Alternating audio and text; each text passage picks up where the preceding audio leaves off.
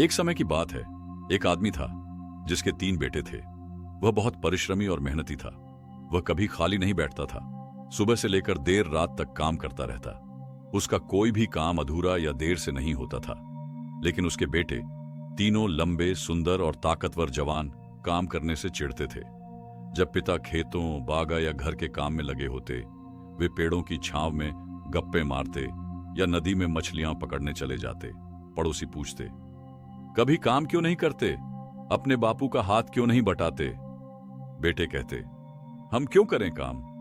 हमारे बापू तो खुद ही सब कुछ अच्छे से कर लेते हैं। साल दर साल यही चलता रहा। बेटे बड़े हो गए और पिता बूढ़ा हो गया। वह अब पहले की तरह काम नहीं कर पाता था। बाग झाड़ियों और जंगली घास से भर गया। खेतों में उगी खरपतवार ने सब बर्बाद कर दिया। लेकिन बेटों ने कुछ नहीं किया। उन्हें मेहनत करना बहुत बुरा लगता था। बेटों, यूं ही बैठकर वक्त क्यों गंवाते हो? पिता ने कहा। जब मैं जवान था मैंने मेहनत की, अब तुम्हारी बारी है। छोड़ो बापू, बेटों ने जवाब दिया, हम कर लेंगे। लेकिन यह चिंता बूढ़े को बीमार कर गई और वह बिस्तर पर पड़ गया। घर की हालत बहुत बिगड़ चुकी थी।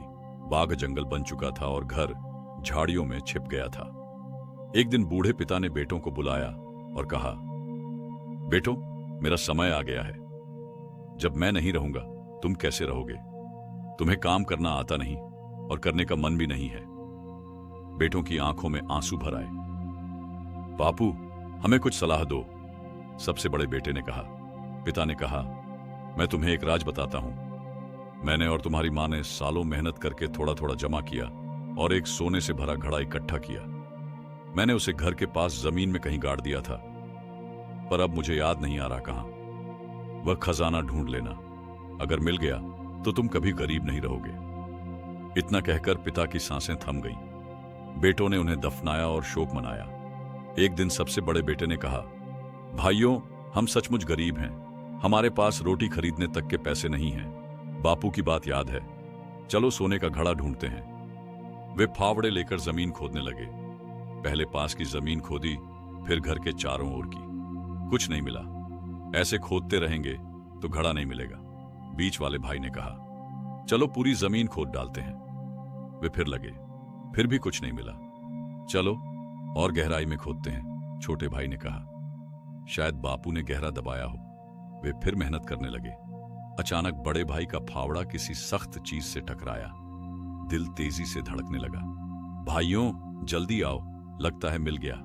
वे दौड़े और मिलकर खुदाई की, लेकिन वह सोने का घड़ा नहीं, एक बहुत बड़ा पत्थर निकला। निराश होकर उन्होंने पत्थर को बाहर फेंका और फिर खुदाई में जुट गए।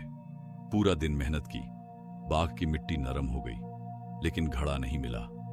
अब जब जमीन खोदी ही है तो इसे यूं ही बंजर क्यों छोड़े? बड़े भाई ने कहा, आओ अंगूर की बेलें लगाते हैं। बाकी दोनों भाई मान गए। उन्होंने बेलें लगाईं और बहुत ध्यान से देखभाल की। कुछ समय बाद उनका बाग पकते मीठे अंगूरों से भर गया। उन्होंने खूब फसल ली, अपने लिए अंगूर रखे, बाकी बेच दिए।